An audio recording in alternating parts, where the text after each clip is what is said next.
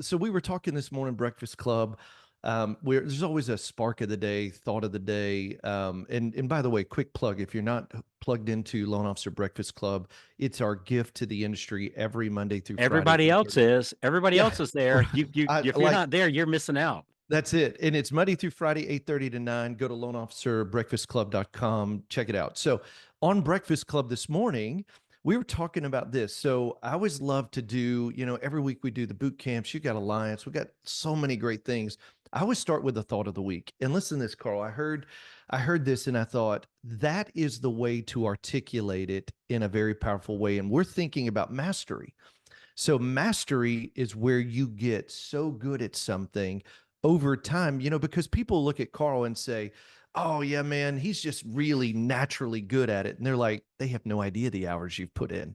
They're Yeah. like, "Steve, your scripts are amazing." Yeah, you have no idea No how idea many bad conversations we had, how how many many times. push-ups, Oh yeah, laps we've run, that's it. jumped Like the rope Muhammad for Ali, hours they now. said, that's right. They said, "Oh, you're one of the greatest." And he said, "You'll never know how much I jump roped." It was like three things he said. It Jump was rope, ran. do push-ups, and run laps. That was it. And here's what it is, and I love this phrase. Do it if you want to master something, do it repeatedly when you're bad at it. And here's the thing, Carl, that I think people miss. And you and I, over coaching tons and helping so many loan officers, I think this is the piece most people forget and miss.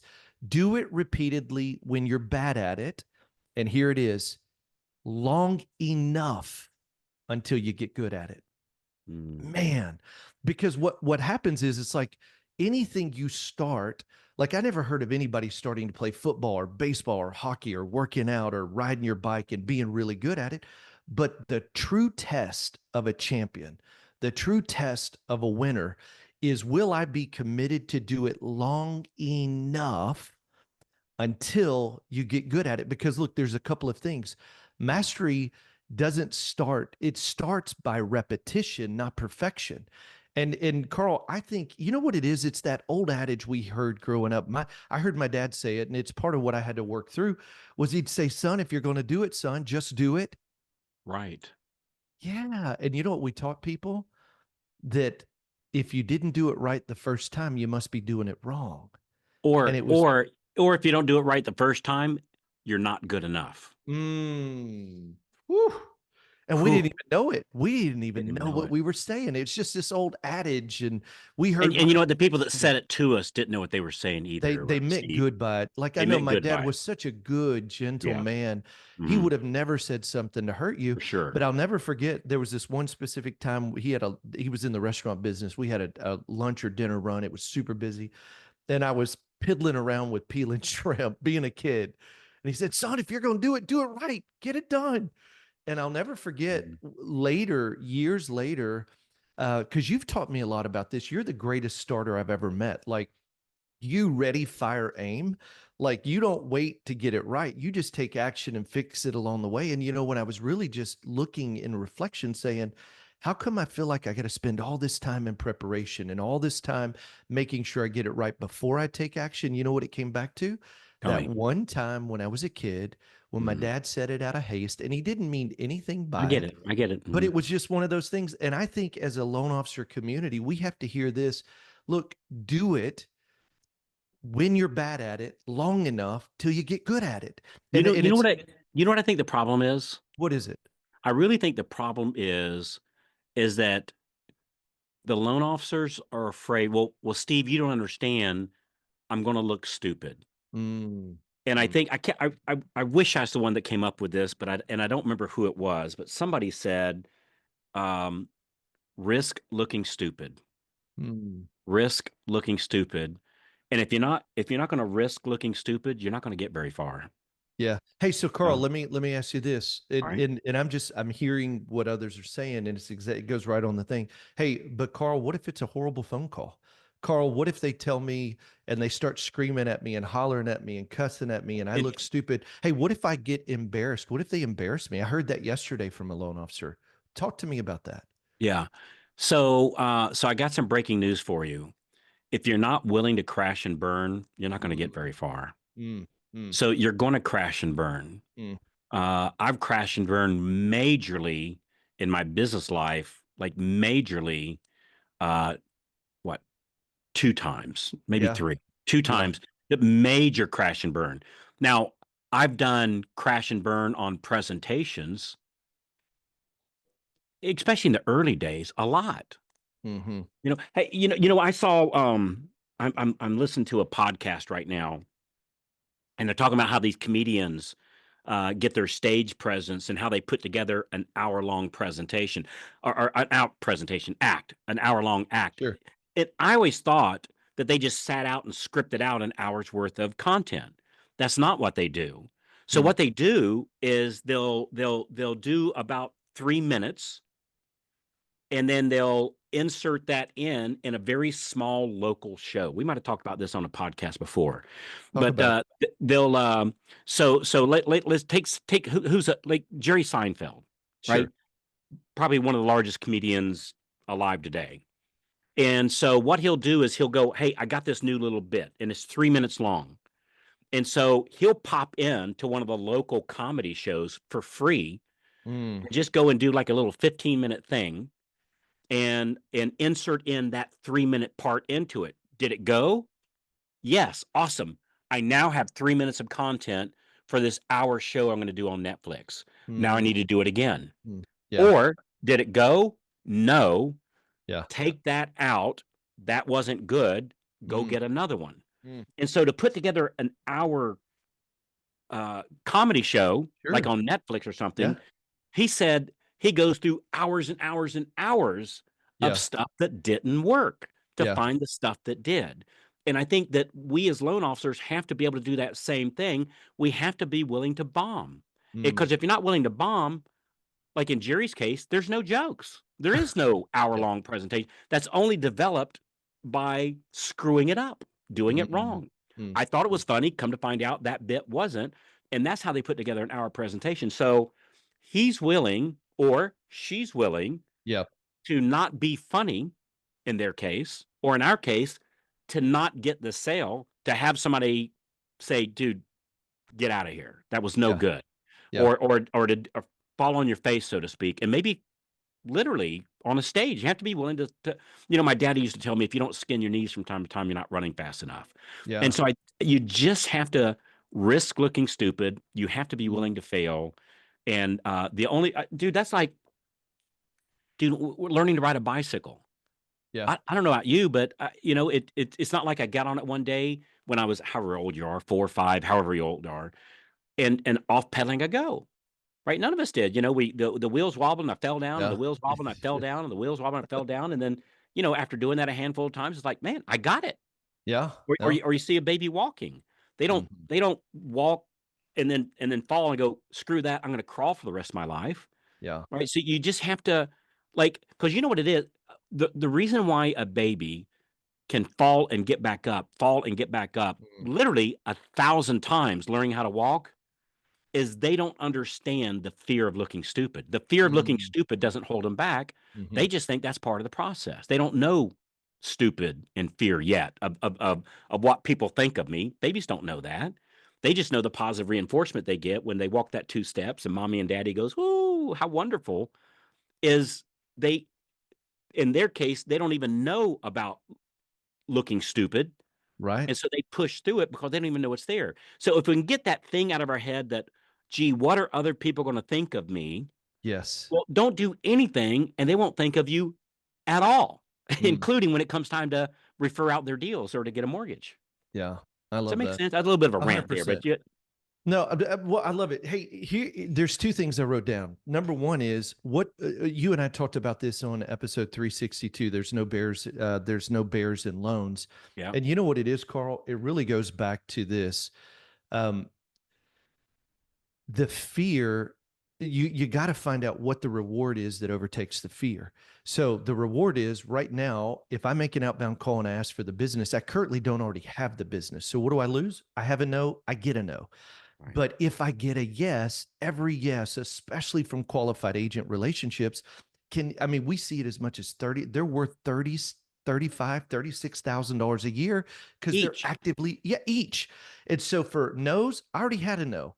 But for yeses, it changes the financial trajectory of your business and your life. Hey, Carl, listen to this. I watched a video. I wish I could show it. And it was a professor in a college classroom, and he threw up on the screen some words. Listen to this, Carl. These words were, "That is embarrassing." And he Mm, told the students in the room, and he said, "I'm now going to play an audio clip for you, and I want you to tell me what you hear." And he plays this clip, and you hear this, "That is embarrassing, that is embarrassing, that is embarrassing." And it says it 4 or 5 times. And he asked everybody, "What did you hear?" And you know what everybody wrote down? tell me. "That is embarrassing." And he said, "Now I want everybody to look at the screen, and the words you see are actually what they said." And do you know what it was? He had like 4 lines, but one of them was, "That isn't my receipt. That isn't my receipt." But they had expected to Mm, see, "That is embarrassing." One of them was Bart Simpson something, and the other one was, "That isn't my receipt." And then there was another line. And when you heard it and you read the words with it the second time, you realized, oh, they weren't saying that is embarrassing. What they were mm, saying is, "That isn't my receipt." But here's the whole point of it.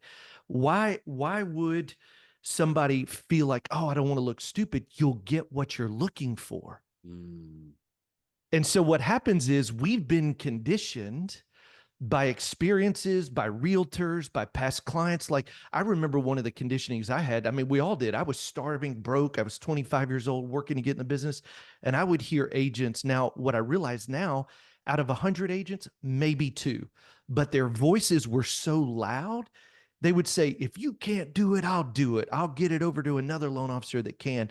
And what happens is, because of the past experiences, I wonder if there aren't loan officers that instead of hearing, "That isn't my receipt," hear, "That isn't embarrassing." mm, And what happens is we've got to help our industry understand they're not rejecting you. They're just saying, "That isn't my receipt." Wow. It's mm, not a personal attack. And what will happen is you'll find what you're looking for because our brains interpret based on the expectation. And how many times, Carl, you and I talk about this? How many times has a manager or somebody we work with, you know what they'll say, Carl? "Yeah, I wouldn't make those calls. I tried reaching out to agents. That didn't work." Or, "I'm trying to hire mm, another team member to help lift off the plate because if I get other people to do the busy work and I stay focused on sales, I know I can grow." And what I know I can do if I just get out of doing the busy work, but I go to hire somebody and then I hear in the back of my head, "Oh, yeah, but I've done that before and that didn't work." And we let the mm, past experiences control future behavior because we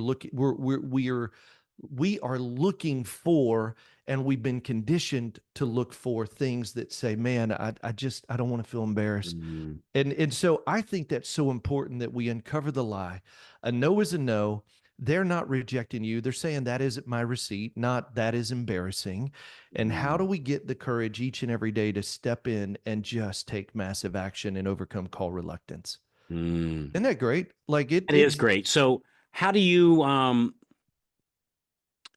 how so give me a kind of summarize all this here for a Yeah, second. So as we wrap this up, so the the name of the game is just to go out and do it and be okay with it not being perfect. that's You right. know that it's like that thing we talk about, Steve. You and I talk about this all the time.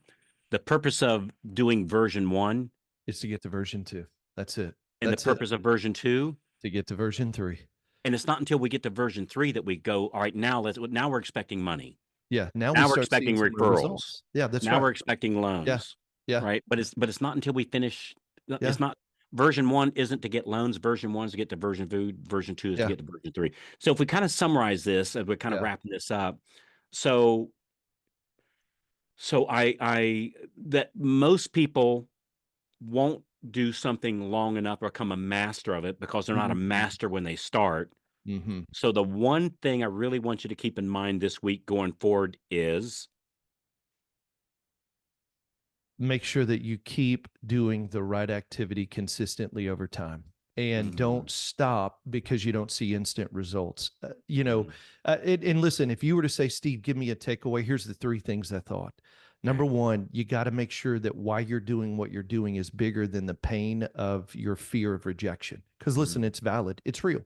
You got a fear of rejection, you got a fear of call reluctance, you got a fear, we all do. Carl, you have it, I have it. But you know what we've done? In mastering this, we've recognized that our why is much bigger than the pain of the fear. So mhm, number one, if you're still overcome by the fear, maybe your why is not big enough. Dig into your why. Number two is this: you've got to lean into a community of people that are like-minded, moving in the same direction. Because Carl, listen, mhm. brother, there are days that I'm sucking wind and I'm having a hard time, and you and I are talking, and your action inspires me to continue to keep going even though I don't feel like it. So you got to get into a community of people that are moving in the same direction. Culture is a current. You're either going against it or with it. And then the third thing is you got to just show up every day and take massive action. What do I do? Hey, listen, if you don't know what to do, we'll show you what to do.